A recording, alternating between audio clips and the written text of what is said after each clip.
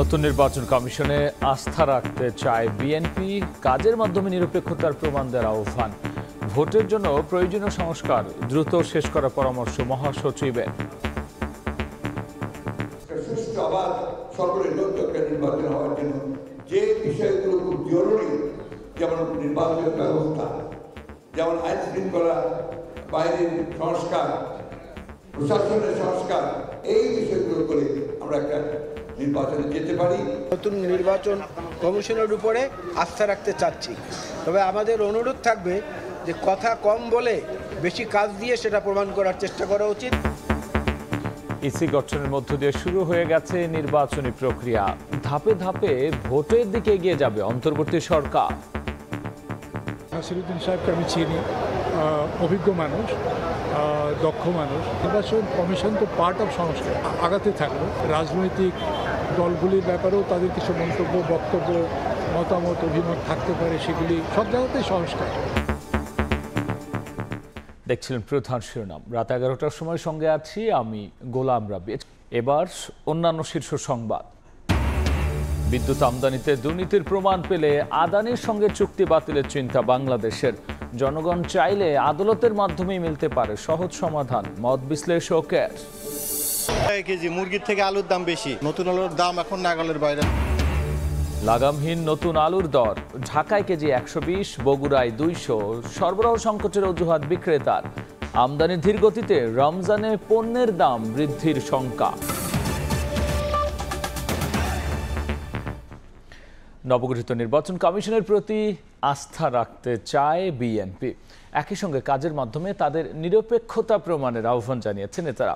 3 মাসের মধ্যে সব সংস্কার সম্ভব নয় মন্তব্য করে বিএনপির মহাসচিব বলেছেন, দেশ গঠনে যে সব সংস্কার জরুরি তা টেকসই হতে হবে। নির্বাচনের জন্য প্রয়োজনীয় সংস্কার দ্রুত শেষ করার আহ্বান মির্জা ফখরুলের। মিজানুর রহমানের ক্যামেরায় যশোর থেকে আহমেদ সালেহিনের রিপোর্ট। 16 বছরে আওয়ামী লীগ সরকারের দুঃশাসন, অনিয়ম, দুর্নীতি এবং ফ্যাসিবাদের বিরুদ্ধে দীর্ঘ আন্দোলন এবং আজকের প্রেক্ষিত শীর্ষক নাগরিক ভাবনা নিয়ে সুধী সমাবেশ যশোর জেলা পরিষদ মিলনায়তনে। জেলা বিএনপি আয়োজিত এই অনুষ্ঠানে যোগ দেন জেলার সুশীল সমাজের প্রতিনিধি সহ বিভিন্ন শ্রেণী পেশার মানুষ। অনুষ্ঠানে অংশ নেন বিএনপি মহাসচিব মির্জা ফখরুল ইসলাম আলমগীর। জুলাই বিপ্লবে হতাহতদের পরিবারের প্রতি সমবেদনা জানান তিনি। পরে মির্জা ফখরুল বলেন, মাত্র 3 মাসে আমূল পরিবর্তন সম্ভব নয়, তবে সংস্কার হতে হবে টেকসই। একটা সুষ্ঠু আবার সকলের নির্বাচন হওয়ার জন্য যে বিষয়গুলো খুব জরুরি, যেমন নির্বাচন ব্যবস্থা, যেমন আইন শৃঙ্খলা বাহিনীর সংস্কার, প্রশাসনের সংস্কার, বিচার বিভাগের সংস্কার, অর্থনীতির ন্যূনতম সংস্কার, এই বিষয়গুলো করে আমরা একটা নির্বাচনে যেতে পারি। নতুন নির্বাচিত সরকার যেই আছে তারা এসে নতুন করে ওই সংস্কারগুলো বাকিগুলো তারা করবে। মুক্তিযুদ্ধকে বাদ দিয়ে চিন্তা করা সম্ভব নয় উল্লেখ করে তিনি বলেন, আওয়ামী লীগ গণতন্ত্রে বিশ্বাস করত না, শুধু লিখনিতে ছিল গণতান্ত্রিক। আমরা 71কে বাদ দিয়ে চিন্তা করতে পারি না। 71 অবশ্যই আমাদের নতুন স্বাধীনতা দিয়েছে, ভূখণ্ড দিয়েছে, আমাদের অস্তিত্ব একটা দিয়েছে। এমন একটা রূপান্তর ঘটাতে হবে যে রূপান্তরের মধ্যে দিয়ে আমরা আমাদের যে গণতন্ত্রের যে মূল্যবোধগুলো, যে চেতনা, সেগুলোকে আমরা ফিরে নিয়ে এসে আমরা সত্যিকার অর্থে একটা গণতান্ত্রিক মানবিক মূল্যবোধের দেশ, সামাজিক ন্যায় বিচারের দেশ এবং জনকল্যাণের একটা দেশ আমরা নির্মাণ করতে পারব।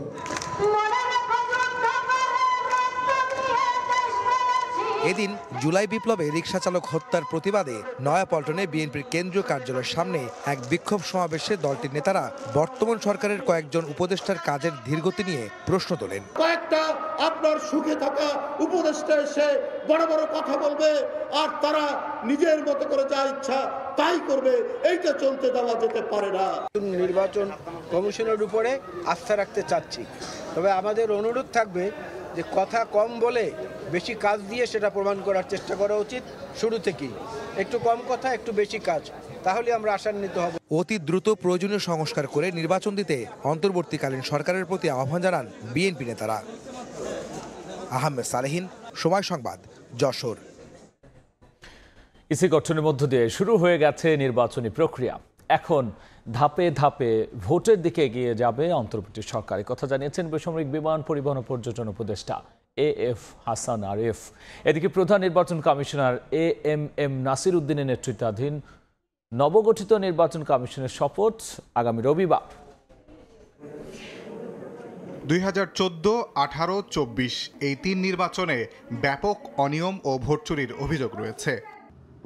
5 আগস্ট গণঅভ্যুত্থানের মাধ্যমে গঠিত নতুন সরকারের সামনে সবচেয়ে বড় চ্যালেঞ্জ রাষ্ট্র সংস্কার। সব রাজনৈতিক দলগুলো এই সরকারকে সমর্থন দিয়ে আসলেও সম্প্রতি চাপ দিচ্ছিল নির্বাচনের রোডম্যাপ ঘোষণার জন্য। এরই মাঝে বৃহস্পতিবার AMM নাসির উদ্দিনকে প্রধান নির্বাচন কমিশনার করে 5 সদস্যের EC গঠন করা হয়।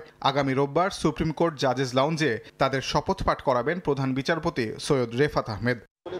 অভিজ্ঞ ব্যক্তিদের নিয়ে নির্বাচন কমিশন গঠন করা হয়েছে উল্লেখ করে উপদেষ্টা হাসান আরিফ শুক্রবার এক অনুষ্ঠানে বলেন, এখন ধাপে ধাপে নির্বাচনের দিকে এগিয়ে যাবে সরকার। নাসিরউদ্দিন সাহেবকে আমি চিনি, অভিজ্ঞ মানুষ, দক্ষ মানুষ। নির্বাচন কমিশন তো পার্ট অফ সংস্কার,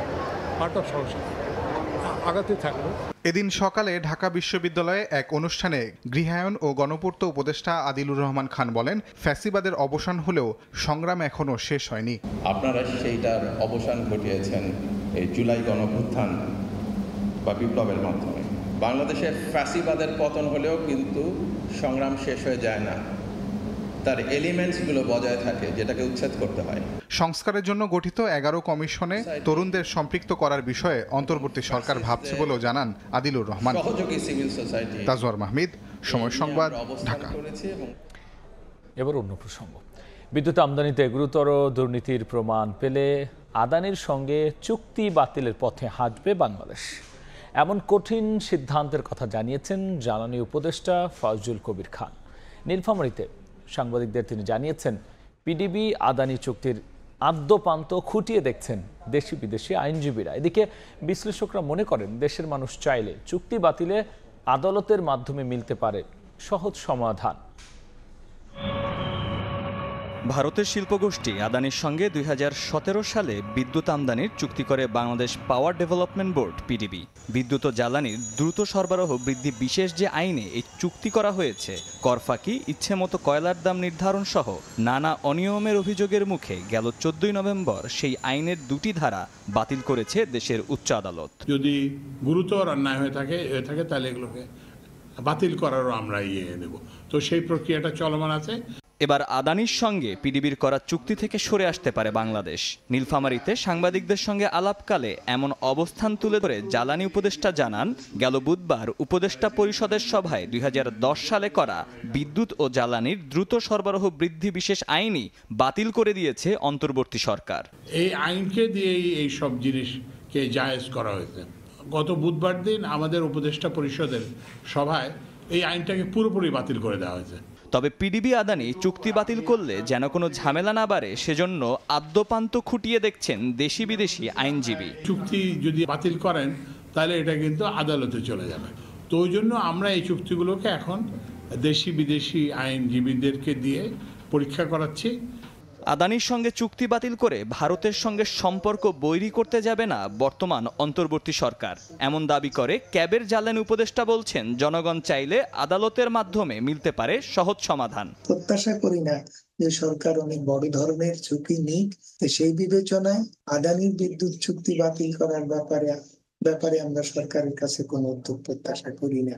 সম্প্রতি শুল্ক গোয়েন্দা বিভাগের এক তদন্তে জানা গেল, জুলাই পর্যন্ত আদানির কাছ থেকে বিদ্যুৎ আমদানি করে কর ফাঁকি দেওয়া হয়েছে প্রায় 40 কোটি মার্কিন ডলার। মহির মারুফ, সময় সংবাদ, ঢাকা। শহরে জীবিত স্বামীকে মৃত দেখিয়ে করা মামলাটি চাকরির প্রলোভন ও ভয় দেখিয়ে করানো হয় বলে দাবি করেছেন বাদী কুলসুম বেগম। কক্সবাজার থেকে আটক করে ঢাকার আদালতে তোলা হলে স্বীকারোক্তিমূলক জবানবন্দিও দিয়েছেন তিনি। কুলসুম ছাড়াও আরও 2 জন আটক হয়েছেন। এ বিষয়ে আরও তদন্ত করে আইনি ব্যবস্থা নেওয়া হবে বলে জানিয়েছে পুলিশ। বৈষম্য বিরোধী ছাত্র আন্দোলনে স্বামী আলামিনকে হত্যার অভিযোগ এনে 28 অক্টোবর ঢাকার আদালতে 130 জনের বিরুদ্ধে মামলা করেন স্ত্রী কুলসুম। 8 নভেম্বর সাভারের আশুলিয়া থানায় মামলাটি এজাহারভুক্ত হয়, কিন্তু পরবর্তীতে গণমাধ্যমের অনুসন্ধানে বেরিয়ে আসে আলামিন বেঁচে আছেন। পুলিশ জানায় ঠিকানা পেয়ে সিলেট থেকে আটক করে আলামিনকে আদালতে পাঠানো হলে সে জবানবন্দি দেয়। তার সূত্র ধরে বৃহস্পতিবার রাতে কক্সবাজার থেকে আটক করে আশুলিয়া থানায় আনা হয় বাদী কুলসুমকে। শুক্রবার দুপুরে তাকেও ঢাকার মুখ্য বিচারিক আদালতে তোলা হলে জবানবন্দি রেকর্ড করা হয়। এই মামলার বাদী কুলসুম তার স্বামীকে মৃত দেখিয়ে বিজ্ঞ আদালতে একটি মামলা দায়ের করে। পরে বিভিন্ন মিডিয়ার মাধ্যমে জানতে পারি তার স্বামী জীবিত আছে। তার স্বামীকে সিলেট থেকে উদ্ধার করে নিয়ে বিজ্ঞ আদালতে 164 করা হয়েছে। প্রাথমিক জিজ্ঞাসাবাদে কুলসুম জানায় চাকরির প্রলোভন ও ভয়ভীতি দেখিয়ে তাকে দিয়ে মামলাটি করায় সাভারের রুহুল আমিন ও শফিউদ্দিন নামে দুই ব্যক্তি। আরও তদন্ত করে আইনগত ব্যবস্থা নেওয়ার কথা জানিয়েছে পুলিশ। রুহুল এবং আরেকটা লোক আছে, তাদেরকে নিয়ে আসা হয়েছে, তাদেরকেও জিজ্ঞাসাবাদ করার জন্য আমরা নিয়ে আসছি। এই ঘটনায় অভিযুক্ত রুহুল ও শফিককেও আটক করেছে পুলিশ। সময় সংবাদ, সাভার। রমজান সামনে রেখে সরকারের পক্ষ থেকে ব্যাপক প্রস্তুতির কথা শোনা গেল। আমদানির তথ্য বলছে ভিন্ন কথা। ছোলা ছাড়া অন্য কোনো পণ্য আমদানির জন্য ঋণপত্র খোলা ও নিষ্পত্তির হার কমেছে। আমদানিকারকরা জানাচ্ছেন উচ্চমূল্যের বাজারে রোজায় দরকারি পণ্য কিনতে শুল্ক করের বাড়তি বোঝা টানতে হবে ভোক্তাকে। আর অর্থনীতিবিদরা বলছেন মার্চে শুরু হতে যাওয়া রমজানের জন্য আমদানি বাড়ানোর সময় এখনই, না হলে ব্যবস্থাপনাগত দুর্বলতায় পণ্যের দাম আরও বাড়তে পারে। বছরব্যাপী দেশে ছোলার চাহিদা কমবেশি 2 লাখ মেট্রিক টন, যার অর্ধেকই প্রয়োজন পড়ে রমজানে। কেন্দ্রীয় ব্যাংকের তথ্য, গেল বছর জুলাই অক্টোবর 4 মাসে 63,973 মেট্রিক টন ছোলা আমদানির জন্য ঋণপত্র বা এলসি খুলেছেন ব্যবসায়ীরা, যা গত বছরের একই সময়ের তুলনায় 215% বেশি। একই সময়ে 13,253 মেট্রিক টন ছোলা আমদানির জন্য এলসি নিষ্পত্তি হয়েছে। গত বছর এ সময়ে 49% কম হয়েছিল। পণ্য যদি আপনি সস্তা যদি হতো, আমাদের মতো মধ্যবিত্ত যারা আছে না, তারা কিছুটা চলতে পারতো। সবসময় তো দাম বেড়েই যাচ্ছে, কমার তো কোনো দেখতেছি না। সমস্ত জিনিসের দাম বেশি ভাই, আমরা দোকানদার তো পাগলে দিতেছি, কাস্টমারের সাথে আমরা পাগলে দিতেছি। পর্যাপ্ত পরিমাণ সরকার এলসি অনুমতি দিবে, তখন পর্যায়ক্রমে বাজার কমবে। ট্যারিফ কমিশনের হিসেব, বছর জুড়ে খেজুরের চাহিদা প্রায় 1 লাখ মেট্রিক টন হলেও রমজানেই লাগে 60 থেকে 70 হাজার মেট্রিক টন। এই পণ্য আমদানিতে এখন পর্যন্ত ভালো কোনো বার্তা নেই। বছর ব্যবধানে গেল অক্টোবর পর্যন্ত 4 মাসে খেজুর আমদানিতে এলসি খোলা কমেছে প্রায় 29%, নিষ্পত্তিও কমেছে 69%-এর কাছাকাছি।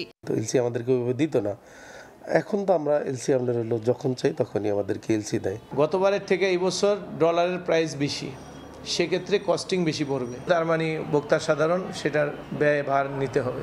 ইফতারের আরেক অনুষঙ্গ পেঁয়াজু বানাতে রমজানে পেঁয়াজের চাহিদাও বাড়ে। অথচ গেল অর্থ বছরের প্রথম 4 মাসে পণ্যটি আমদানিতেও এলসি খোলা ও নিষ্পত্তি কমেছে যথাক্রমে 37 থেকে 65%। বিশ্লেষকরা বলছেন সরবরাহ বাড়াতে না পারলে ভোক্তা ভোগান্তি বাড়বে। রমজানের সময় পার্টিকুলার কয়েকটা পণ্যের ক্ষেত্রেই আমাদের চাহিদাটা বেশি বাড়ে। আমদানিকারকদেরকে কিছুটা আমার মনে হয় যে উৎসাহিত করা, প্রণোদিত করারও প্রয়োজন পড়বে, যাতে করে তারা সময় মতো এই আমদানিটা এনে আমাদের স্টকে রাখতে পারেন এবং সময় মতো রিলিজ করতে পারেন। বাংলাদেশ ব্যাংকের তথ্য, গত বছর জুলাই অক্টোবরে আলু আমদানির কোনো এলসি খোলা না হলেও এবার এ সময়ে 4,906 মেট্রিক টনের এলসি খুলেছেন ব্যবসায়ীরা।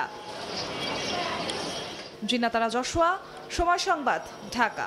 সংস্কার লক্ষ্যে দেশে 11টি কমিশন করা হলেও এখনও হয়নি শিক্ষা কমিশন। ফলে কলেজকে বিশ্ববিদ্যালয়ে রূপান্তর, প্রাথমিক, মাধ্যমিক ও বিশ্ববিদ্যালয়ে ভর্তি এবং কারিকুলাম নিয়ে সৃষ্টি হয়েছে নতুন সংকট। শিক্ষা বিশেষজ্ঞরা বলছেন দ্রুত কমিশন গঠন করে সমস্যার সমাধান করতে না পারলে সংস্কার তো দূরের কথা, রুটিন কাজ পরিচালনায় চ্যালেঞ্জ হয়ে দাঁড়াবে। আর প্রধান উপদেষ্টা কার্যালয় বলছে শিক্ষা কমিশন গঠন নিয়ে সরকারের পরিকল্পনা রয়েছে। শাকির আহমেদের রিপোর্ট।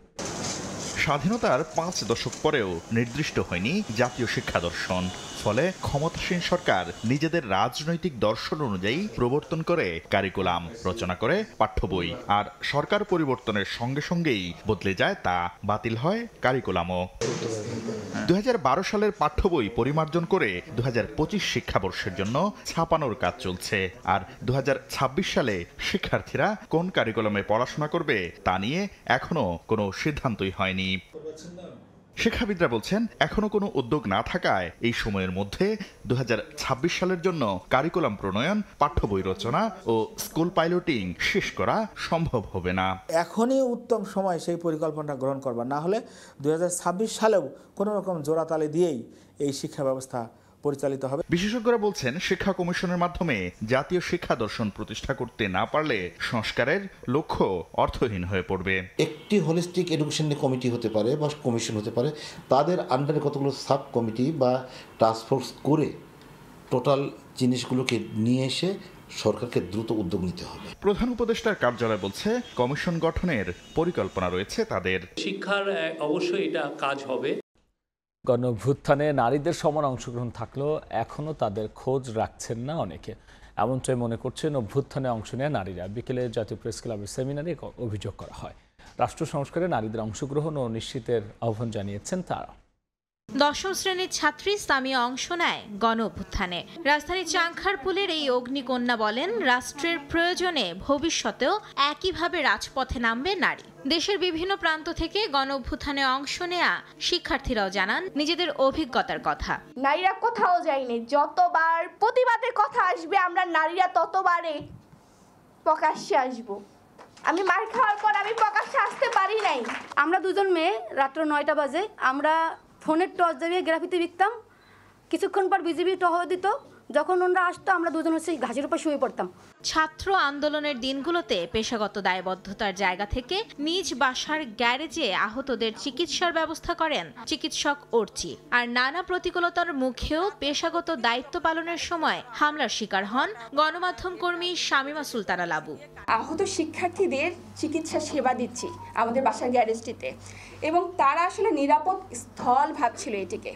ওই নিরাপত্তার জায়গা থেকে অনেকেই আসা শুরু করলো। এত প্রেশারের মধ্যে থেকেও কতটুকু প্রচার করতে পারবেন সেটার জন্য সেই লড়াইটা তারাও করেছেন, কিন্তু এত কিছুর পরেও আমরা কিন্তু আসলে মানুষের রোষানলে পড়েছি। এ সময় বৈষম্য বিরোধী আন্দোলনের সমন্বয়ক উমামা ফাতেমা বলেন, আন্দোলনে নারীদের সমান ভূমিকা থাকলেও পরবর্তীতে তাদের অবদানের কথা কেউ মনে রাখেনি। আমি যে এতটা রিস্ক নিয়ে এই আন্দোলনের মধ্যে ছিলাম, এটা কি কম ছিল? মানে এটা কি এনাফ ছিল না? যারা এখন নানানভাবে বৈষম্যবিরোধী ছাত্র আন্দোলনের স্টেক হোল্ডার হয়ে উঠতে চান, তাদের পক্ষ থেকে দেখা যায় যে মেয়েদেরকে নানানভাবে কর্নার করে ফেলার একটা চর্চা জেলা পর্যায়ে একদম উপজেলা পর্যায়ে পরিণত হয়। গণঅভ্যুত্থানের দিনগুলোতে নারীদের সরব অবস্থানের মতো গণঅভ্যুত্থান পরবর্তী সময়েও রাষ্ট্রের সংস্কারে নারীদের যুক্ত করার বিষয়ে জোর দেন বক্তারা। মাইমুনা হায়দার চৌধুরী, সময় সংবাদ, ঢাকা। এই ছিল আমার কাছে থাকা দেশ বিদেশের খবর।